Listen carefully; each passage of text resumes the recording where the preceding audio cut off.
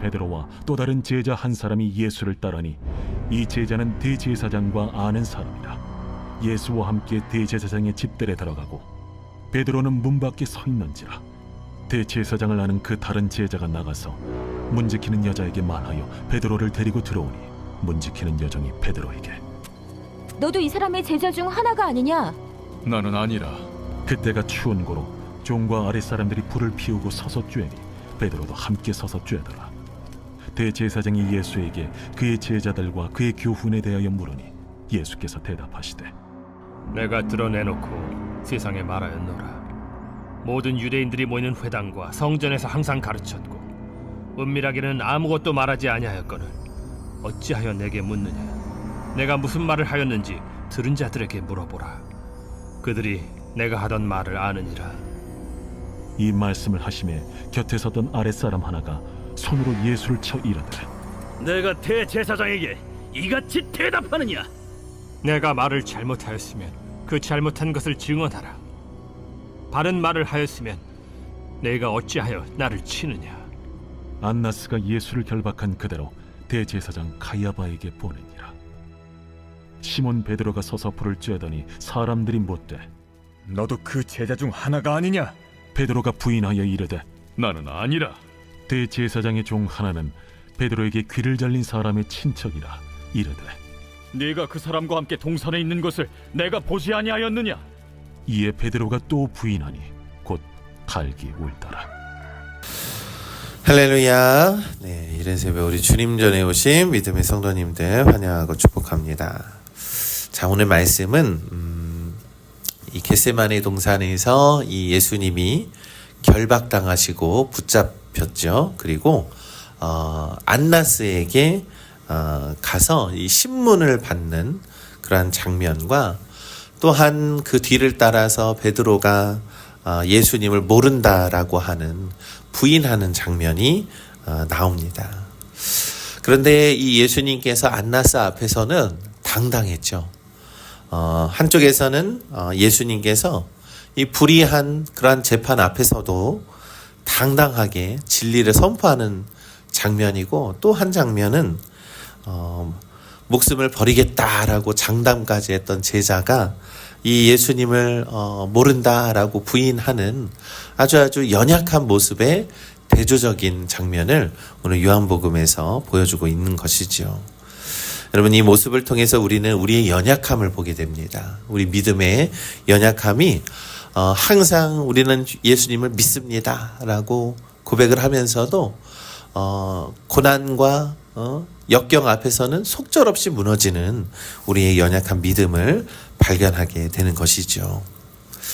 자, 오늘 내용을 좀 더 자세히 살펴보면 예수님이 안나스에게 끌려갈 때에 이 베드로와 또 다른 제자 한 명, 바로 이 요한으로 추정이 됩니다. 요한이 그 뒤를 따랐다라고 성경은 기록하죠. 그래서 다른 제자는 대제사장과 아는 사이였기 때문에 안뜰까지 들어갔습니다. 그때 베드로는 문 밖에서 있었다라는 겁니다. 그래서 그 제자의 도움으로 안뜰에 들어갔는데 베드로에게 문을 지키는 그 한 여자 종이 너도 이 사람의 제자 중에 하나가 아니냐라고 베드로에게 묻자 이 베드로는 아주 짧고 단호하게 나는 아니다라고 부인했다라는 겁니다. 이 장면과 대조적으로 그 시간에 이 안나스는 예수님께 그의 제자들과 교훈에 대해서 물었습니다. 네가 제자들에게 이렇게 가르친 것이 맞느냐라고 유도신문을 했습니다. 그러나 예수님은 숨어서 가르친 적이 없다. 당당하게 회당과 성전에서 하나님의 말씀을 선포했다라고 하면서 하나님의 말씀을 선포했고 그 하나님의 말씀으로 제자들을 가르쳤다라고 선포하시면서 21절에 내가 무슨 말을 하였는지 들은 자들에게 물어보라 라고 이렇게 대답을 하면서 당당함을 보였다라는 겁니다. 이 재판은 불의한 재판이죠. 예수님을 죽을 위기에 몰아놓은 불의한 재판 앞에서도 이 요한복음의 기록에는 예수님은 당당하게 변호하고 당당하게 대답했다라는 겁니다. 여러분, 우리는 진리 앞에서 당당하신 예수님을 우리는 바라보게 됩니다. 우리의 모습은 두려움 때문에 숨어버리고 두려워하고 부인하지만 예수님은 진리 앞에서 당당해야 한다라는 것을 우리에게 가르쳐주고 있는 장면이라는 것이죠. 여러분, 베드로는 주님이 곁에 있는 그러한 가까이에 있는 뜰 안에 들어갔지만 정작 신문을 묻는 사소한 질문에는 자기 방어 기제가 발동을 하는 것이죠. 나는 아니다 라는 것입니다. 그러면서 예수님과의 맺었던 깊은 관계를 그 말 한마디로 끊어버리게 된다라는 것이죠. 이게 바로 우리의 연약함입니다. 우리도요, 세상에 나가서 불리하게 작용되고 불안하고 너무나도 근심과 걱정이 더 앞설 때 세상 사람들의 눈치 보면서 우리가 예수님을 믿는다라는 것을 숨기며 살아갈 때가 얼마나 많이 있는지 모릅니다. 그러나 우리는 위기의 순간에 나도 성도이다, 나도 예수님 믿는 사람이다 라고 당당히 밝히는 믿음을 가지시기를 간절히 소망합니다. 세상의 눈초리가 두려워서 숨어버리는 것이 아니라 세상의 문제, 세상의 근심, 세상의 모든 염려 때문에 두려워 떠는 것이 아니라 우리의 말과 행동이 주님의 제자임을 증명하는 거룩한 믿음을 가지시기를 간절히 소망합니다. 이 예수님이 당당하게 대답을 하니까 곁에 서 있던 아랫사람 하나가 이 손바닥을 펴서 예수님을 치면서 때리면서 왜 이렇게 당신 무례하게 구느냐라고 묻죠. 예수님은 그 매를 맞으면서도 요한복음 18장 23절에 내가 말을 잘못하였으면 그 잘못한 것을 증언하라. 바른 말을 하였으면 내가 어찌 나를 치느냐라고 하면서 공의에 대해서 묻고 있는 것이죠. 이 죄 없으신 분이 이 죄인들의 폭력을 감당하고 있다라는 것입니다. 그러면서 밖에서는 이 베드로의 비극적인 장면이 계속 이어지고 있는 것이죠. 추운 날씨, 이 추운 날씨라고 기록한 건 무엇입니까? 이 베드로의 마음이 서늘했다라는 겁니다.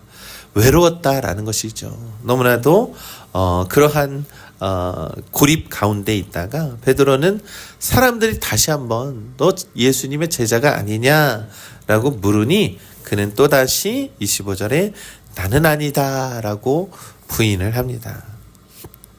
뜰 안에서는 예수님이 진리를 위해 고통을 당하고 계셨고 또 뜰 밖에서는 제자가 이 자기의 목숨을 부지하기 위해서 진리를 배반하고 있는 그런 장면이 요한복음에서 이루어지고 있는 겁니다. 여러분, 이 고난의 현장을 우리가 보는 것이 얼마나 어려운 일인지 이 장면을 통해서 우리는 묵상하게 됩니다. 그럼 베드로는 주님과 멀리 있지 않았습니다.